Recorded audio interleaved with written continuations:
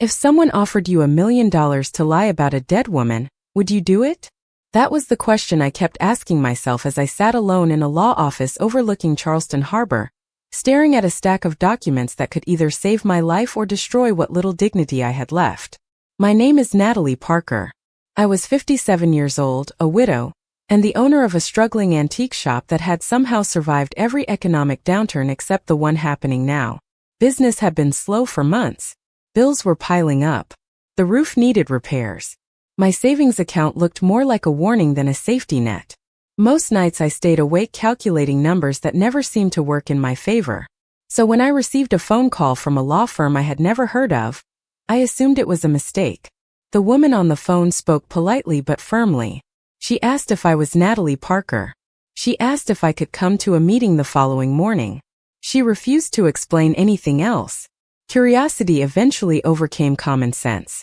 The next day, I found myself sitting across from a young attorney named Claire Bennett. She appeared professional, organized, and completely unfazed by what she was about to tell me. "Mrs. Parker," she began, sliding a file across the desk, "a woman named Victoria Hayes included you in her estate plan." I frowned immediately. "I do not know anyone named Victoria Hayes." Claire nodded as if she had expected that response. "According to her instructions, you would say exactly that." Something about the sentence made me sit up straighter. What exactly is going on? Claire opened the file and removed a photograph. The woman in the picture was elegant, confident, and perhaps a few years older than me. Blonde hair, intelligent eyes, expensive clothing. She looked like someone who belonged in magazines rather than legal paperwork. "Victoria Hayes passed away 3 months ago," Claire explained. "Her estate is valued at several $1 million. I stared at the photograph. "And what does that have to do with me?" Claire folded her hands carefully. "Victoria left $1 million specifically for you." For several seconds I thought I had misunderstood her. There must be some mistake. There is no mistake. My pulse began to quicken. Why would a stranger leave me $1 million? Claire hesitated. Then she reached for another document. "Because according to Victoria's final declaration, you were the great love of her life." The room fell silent. I actually laughed because the statement was so absurd. "That is impossible." Claire did not laugh. "I understand how unusual this sounds." "Unusual?" I repeated. "I have never met this woman." Claire slowly pushed a sealed envelope across the desk. My name was written on the front in elegant handwriting. "Victoria anticipated your reaction," she said quietly. "She instructed us to give you this letter if you denied knowing her." I stared at the envelope. The handwriting felt strangely personal despite belonging to someone I had never met. "There is one more thing," Claire added. "The inheritance only transfers if you agree to participate in the conditions outlined in Victoria's estate plan."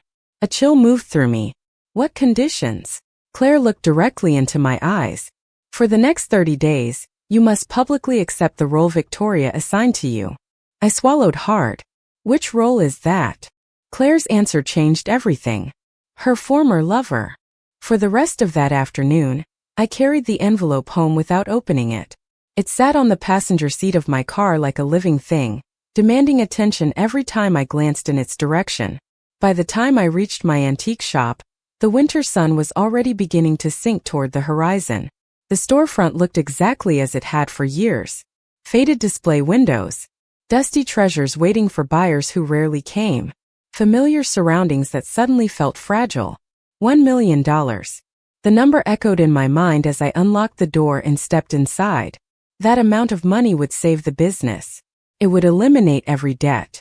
It would repair the roof, replace the failing heating system, and allow me to stop worrying about whether I could afford another month of operation.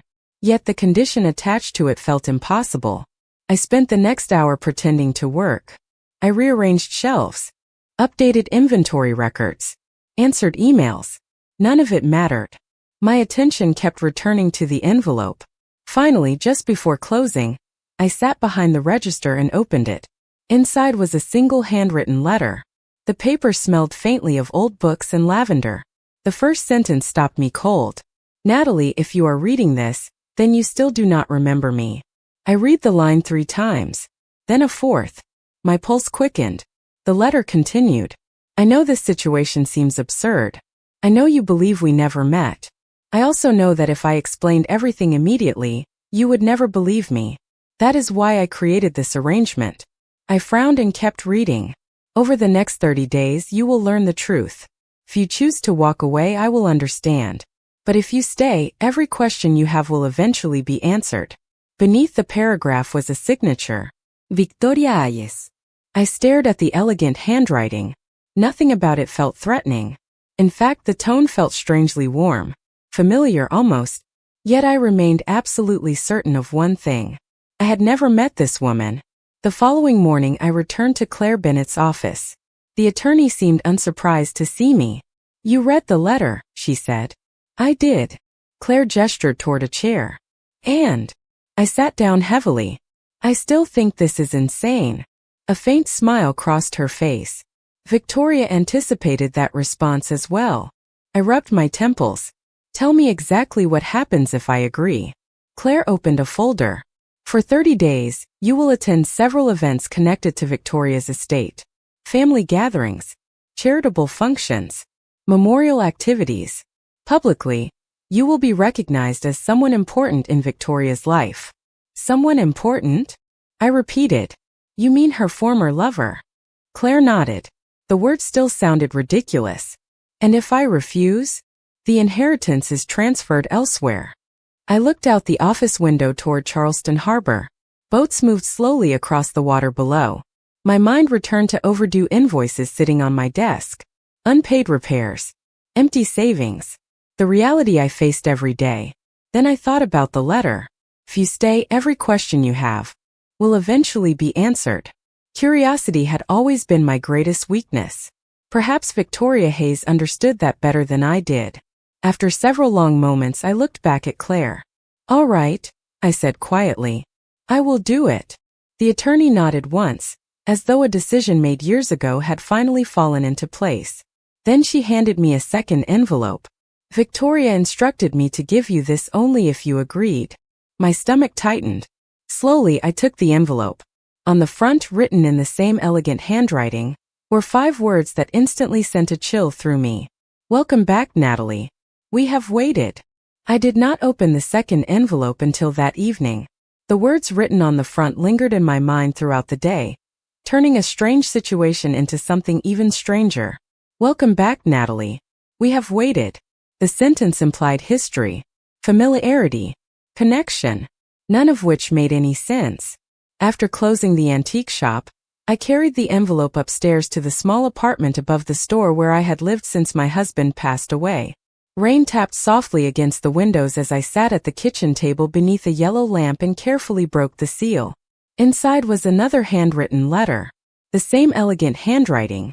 The same calm confidence. Natalie, if you agreed to continue, then you are already proving something I always admired about you. You have never been able to walk away from a mystery. I stared at the sentence. Felt oddly personal. Victoria continued. By now you are wondering why I chose you. The better question is why you forgot me. A chill ran through me. Forgot. Not never knew. Forgot. I continued reading. In 3 days you will attend my memorial gathering. You will meet people who believe they know our story. Listen carefully. Do not argue. Do not try to convince them they are mistaken. Simply observe. The truth will arrive when it is ready. At the bottom of the page was a postscript. Look for the blue photograph. It matters more than you realize. That was it. No explanation. No answers. Just another puzzle. 3 days later, I arrived at a historic waterfront hotel where Victoria's memorial was being held. The ballroom was filled with influential people from across the state. Business owners, philanthropists, community leaders. Nearly everyone seemed to know who Victoria Hayes had been. I felt completely out of place. Claire Bennett met me near the entrance. Are you ready? She asked. Not even slightly. To my surprise, Claire smiled. That seems to be a common reaction. Before I could ask what she meant, an older woman approached us. The moment she saw me, her eyes widened. Natalie. I froze. I am sorry? Tears instantly filled her eyes. Victoria always said you would come back someday. My heart skipped. You knew Victoria? The woman nodded. For 20 years. She reached for my hands before I could react. She never stopped talking about you. I glanced toward Claire, hoping for clarification. She offered none. Throughout the evening, the same thing happened again and again. Strangers approached me. Some smiled warmly. Others looked emotional. Every one of them seemed convinced that I had played a significant role in Victoria's life. One man even laughed and said, "The two of you were legendary together." Legendary? I had never even heard Victoria's name 2 weeks ago. Or at least that was what I believed. As the evening progressed, photographs from Victoria's life rotated across large screens positioned around the ballroom. Childhood pictures, business events, charity projects, vacations, friends, family. Then suddenly a different image appeared. My breath caught. The photograph had a blue border. A blue photograph. Exactly as Victoria's letter had mentioned. The picture showed Victoria standing beside another woman near a beach. For the rest of the evening, I could not take my eyes off the blue-bordered photograph. Every time the slideshow cycled back to it, I found myself stepping closer, searching for details my mind might have missed. The woman standing beside Victoria remained partially turned away from the camera, her face obscured by sunlight and distance. Yet there was something deeply unsettling about the image. The posture, the height. Even the way she stood with one hand tucked into a jacket pocket felt strangely familiar. You see it, too, do not you? A voice asked quietly beside me. I turned and found Claire standing there. See what? I asked. Claire studied the photograph. Victoria believed you would recognize it eventually. My frustration finally surfaced. Everyone keeps speaking as if I am supposed to know things that I clearly do not know. Claire's expression softened. Then perhaps it is time for the next piece. Before I could respond, she handed me a small key. It rested in my palm, old-fashioned and made of brass. Attached to it was a tag with a single number written in blue ink. 214. What is this? I asked. A storage unit, Claire replied. Victoria rented it years ago. My pulse quickened. And she left it to me? Claire nodded. Only you.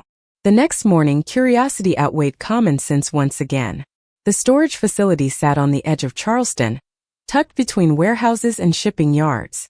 Rain clouds hung low over the city as I unlocked Unit 214 and slowly pulled the metal door upward. What I found inside was not what I expected. There were no expensive valuables. No hidden fortune. No evidence of a secret relationship. Instead, the unit looked like a carefully preserved archive. Shelves lined the walls. Boxes were labeled by year. Photographs filled albums stacked neatly on tables. Journals occupied an entire bookshelf. It felt less like storage and more like a museum dedicated to someone's memories. Near the entrance sat another envelope with my name, written across the front. I opened it immediately. Natalie, if you reach this room, then you are finally asking the right questions. Everything here belongs to a story that neither of us understood completely. Start with the red box. The answer is never where you expect it to be. Victoria. I looked around until I spotted a small red box resting alone on a shelf. Inside were dozens of newspaper clippings, most focused on community events, charity projects, and local programs dating back nearly 20 years. At first they seemed unrelated. Then I noticed a pattern. My name appeared repeatedly. Not in headlines. Not in major stories. Small mentions. Volunteer work. Antique restoration workshops. Literacy. Fundraisers. Local business initiatives. Victoria had collected them all. Every single one. My confusion deepened. Why would a wealthy businesswoman spend years preserving articles about a stranger? Then I discovered a photograph tucked between two clippings. Unlike the blue-bordered picture, this one was crystal clear. My breath caught instantly. The image showed Victoria smiling directly at the camera. Standing beside her was me. Not someone who resembled me. Me. Younger. Nearly 15 years younger. We were standing shoulder to shoulder at some kind of outdoor event. And judging by the way we looked at each other, we were far more than strangers. The problem was that I had absolutely no memory of that day. For nearly an hour, I sat alone inside the storage unit staring at the photograph. My hands remained perfectly still, But my thoughts raced in every direction at once. The evidence was undeniable. The woman standing beside Victoria was me. The shape of my face. The color of my hair. Even the small silver necklace around my neck was one I remembered owning years ago. Yet no matter how hard I searched my memory, the moment captured in the photograph remained completely blank. It was as though someone had removed an entire chapter from my life and left only the cover behind. Eventually I forced myself to continue searching through the boxes. If Victoria had gone to such extraordinary lengths to preserve these memories, then somewhere inside this room there had to be an explanation. Late that afternoon I discovered a locked metal case at the back of the unit. Attached to it was another note written in Victoria's familiar handwriting. If you found this, you are closer than you think. The combination is the date on the blue photograph. I returned to the album containing the blue-bordered image from the memorial slideshow. Fortunately, a small handwritten date appeared on the back. After entering the numbers, the lock clicked open immediately. Inside was a collection of flash drives, several journals, and a tablet computer. A sticky note rested on top. Start with the videos. My pulse quickened. Carefully I powered on the tablet. A folder appeared. Automatically, dozens of video files filled the screen. Each carried a date. The earliest recording stretched back more than 10 years. I opened the first one. Victoria appeared sitting in a sunlit room. She looked healthy, confident, and very much alive. The moment the video began, she smiled directly into the camera. "Hello, Natalie." My breath caught. "If you are watching this, then I am probably gone." Her tone was calm, almost conversational. "And you are probably very confused." I laughed despite myself. Confused did not begin to describe it. Victoria continued. "I spent years wondering whether you would ever see these messages. Some days I believed you would. Other days I was certain you never would." She paused briefly. "But if you are here now, then perhaps hope was not entirely foolish." The video lasted only a few minutes and revealed almost nothing. Yet something about her voice unsettled me. Not because it felt unfamiliar, because it felt strangely familiar. As though I had heard it many times before and simply forgotten where. Over the next several hours I watched more recordings. Victoria spoke about her business, her travels, charitable projects, books she loved, places she wanted to visit. Occasionally she would mention me. Never directly, never enough to explain anything, but enough to make one fact impossible to ignore. She knew me extraordinarily well.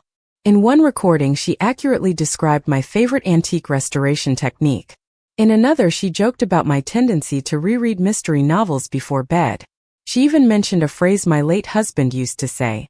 A phrase I had never shared publicly with anyone. By midnight, exhaustion finally forced me to stop.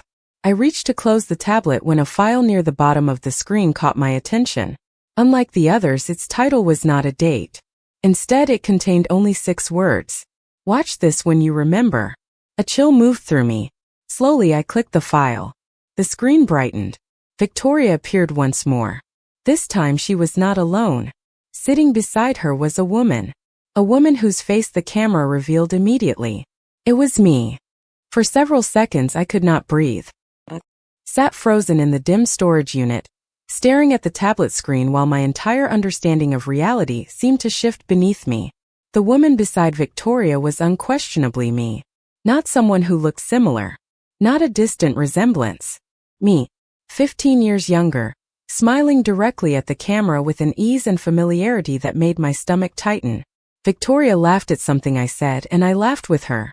The interaction felt natural, comfortable, intimate. Yet I could not remember a single second of it. My hand trembled as I turned up the volume. The younger version of myself looked toward the camera and said, "Nobody is ever going to believe this story." Then Victoria smiled and answered, "That is why we are recording it." A strange sensation passed through me.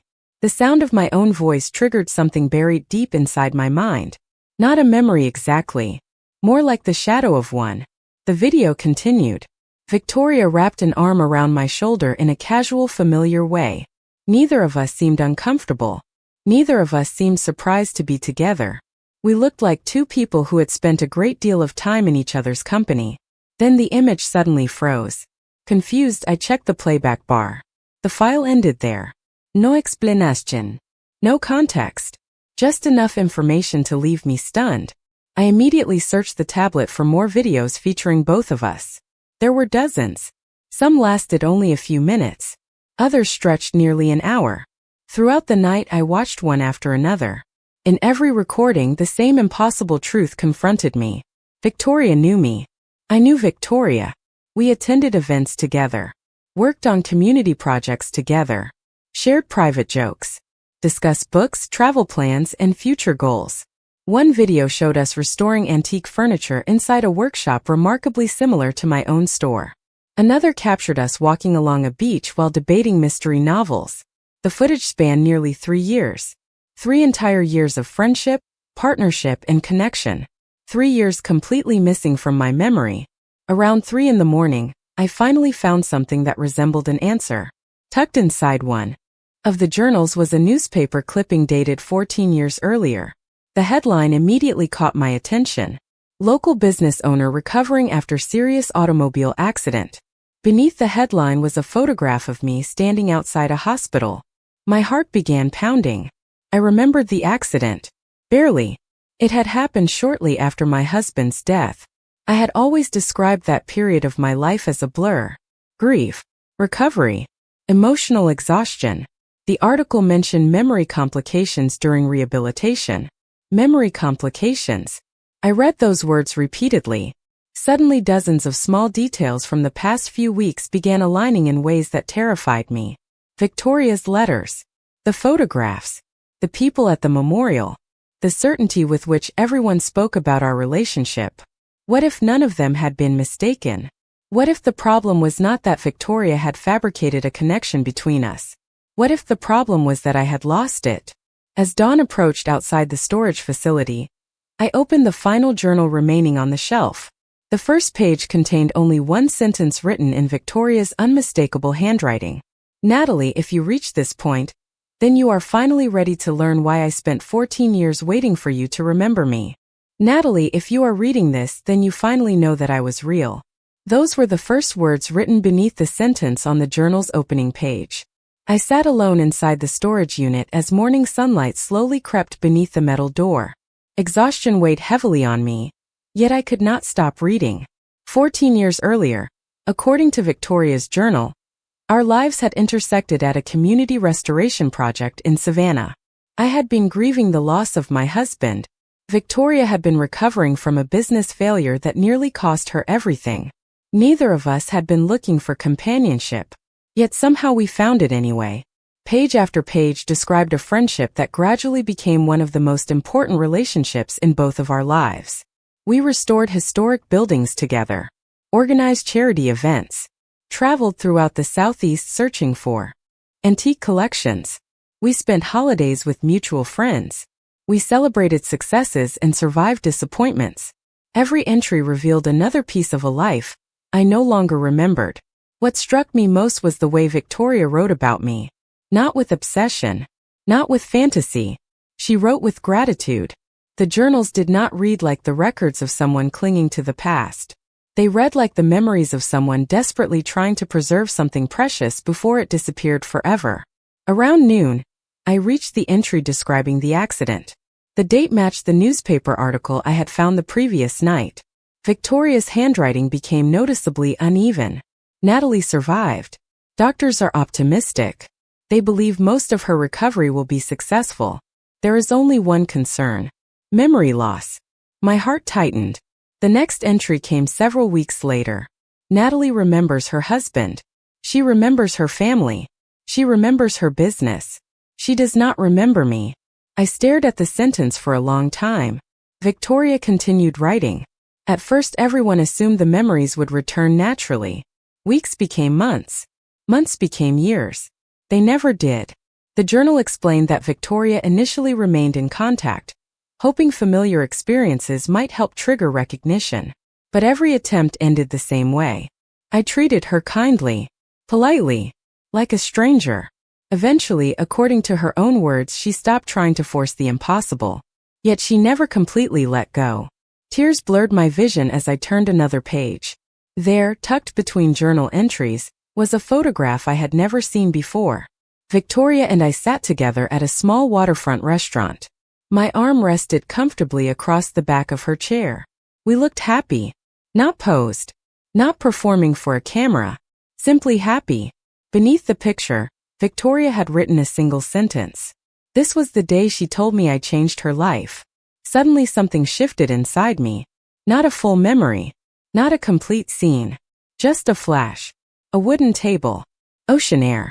Laughter. A woman's voice. The sensation vanished almost instantly, but it left me breathless.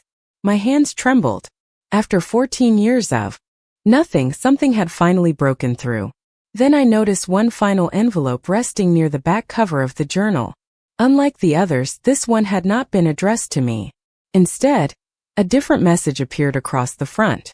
Open only when Natalie begins to remember. And for the first time since this impossible journey began, I realized Victoria had planned for even this moment. My fingers lingered on the envelope for several minutes before I finally opened it. By then, the afternoon sun had shifted across the storage unit floor, casting long shadows between the shelves that had quietly guarded Victoria's secrets for more than a decade. Inside was a letter, folded carefully and sealed with a small pressed flower. The handwriting was unmistakable. Natalie, if you are opening this, then something wonderful has happened. You remembered enough to keep going. Tears immediately blurred the words. I took a deep breath and continued reading. For years, Victoria explained, she had wrestled with a question nobody around her seemed able to answer. If someone loses memories, does the relationship disappear too? Or does it continue existing somewhere beyond memory? According to her journal, she had spent years searching for that answer. She had watched me rebuild my life. She had watched me reopen my antique business. She had watched me slowly heal from grief and recovery. Yet she had remained a stranger every time our paths crossed. What stunned me most was the next revelation. We had crossed paths many times after the accident. At charity auctions, community events, historic preservation meetings. Sometimes we even spoke for several minutes. Each encounter had been documented in her journals. She never told me who she was, never pressured me, never demanded recognition. Instead, she simply accepted whatever version of our relationship remained possible. Halfway through the letter, I discovered the twist I never saw coming. The inheritance had never been about money. Victoria's estate was worth far more than the $1 million she offered me. According to her own words, the financial condition had been designed for one purpose only. She knew I would never agree to participate out of curiosity alone. She knew I would refuse anything that felt emotionally manipulative. But she also knew my business was struggling. She knew I would at least listen. The inheritance was bait. Not for greed. For opportunity. It was the only way she could create a path leading me back to the truth after she was gone. I lowered the letter and stared at the wall. Suddenly every strange instruction made sense. The memorial. The photographs. The storage unit. The videos. The journals. None of it had been designed to convince me of a lie. It had been designed to help me rediscover a reality I had forgotten. Then I reached the final page. Natalie, there is one last thing I need you to know. I never asked anyone to pretend. You were never pretending. The room seemed to fall silent around me. I continued reading through tears. You may not remember our years together, but they happened. They mattered. They changed both of us. The greatest sadness of my life was losing you while you were still alive.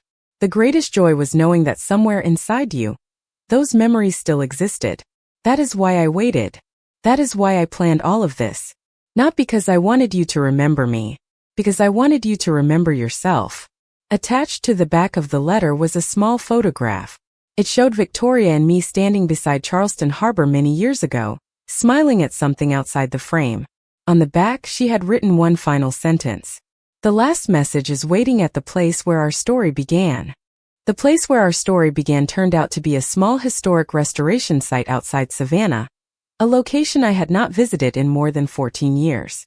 2 days later, after barely sleeping and spending countless hours rereading Victoria's journals, I drove there alone. The building had been restored beautifully since our time working there. Fresh paint covered the exterior. The gardens were carefully maintained. Visitors wandered the grounds without any idea how much history existed there for me. Or perhaps how much history had once existed and then disappeared. Following instructions included with the photograph, I entered the old carriage house behind the main building. Waiting inside was a wooden box placed on a workbench near the window. Attached to it was a final letter. My hand shook as I opened it. Natalie, if you are standing here, then you have already found what I hoped you would find. Not me. Yourself. Tears immediately filled my eyes. Victoria explained that after years of hoping my memories would return, she eventually realized something important. The purpose of love was not possession. It was not recognition. It was not even remembrance. The purpose of love was helping another person become more fully themselves. She wrote that although losing our shared history had broken her heart, watching me rebuild my life had also taught her something extraordinary about resilience. She never wanted me trapped in the past. She only wanted me to know that the past had been real. At the bottom of the box rested one final video drive. I found a monitor already prepared nearby and inserted it. The screen flickered to life. Victoria appeared older than in the previous recordings. Time had softened her features, but her eyes remained bright. She smiled gently. Hello, Natalie. For a moment it felt as though she were sitting across from me. If you are watching this, then my plan actually worked. She laughed softly. I always suspected you would solve the mystery eventually. I laughed through tears. Some things it seemed never changed. Victoria continued speaking. She talked about our years together, the projects we completed, the adventures we shared, the countless ordinary days that eventually became treasured memories. Yet she spent surprisingly little time discussing loss. Instead, she spoke about gratitude. Gratitude for having known me. Gratitude for the life we shared. Gratitude for the possibility that one day I might discover the truth. Then she delivered the final revelation. The inheritance was never a reward, she said. It was a beginning. Use it to save the business you love. Use it to help people the way you always helped me. And whenever you doubt whether our story mattered, remember this. A relationship does not become less real simply because one person forgets it. By the time the video ended, I was openly crying. Yet for the first time since this impossible journey began, the tears felt different. Not sorrow. Peace. Several months later, the antique shop was thriving again. The debts were gone. The repairs were finished. One afternoon, I placed a framed photograph near the register. It showed two women standing beside Charleston Harbor many years earlier, smiling at something beyond the camera. Customers often asked who the woman beside me was. I always smiled before answering. Someone who changed my life. And every time I said those words, another small piece of the woman I had once been seemed to find its way home.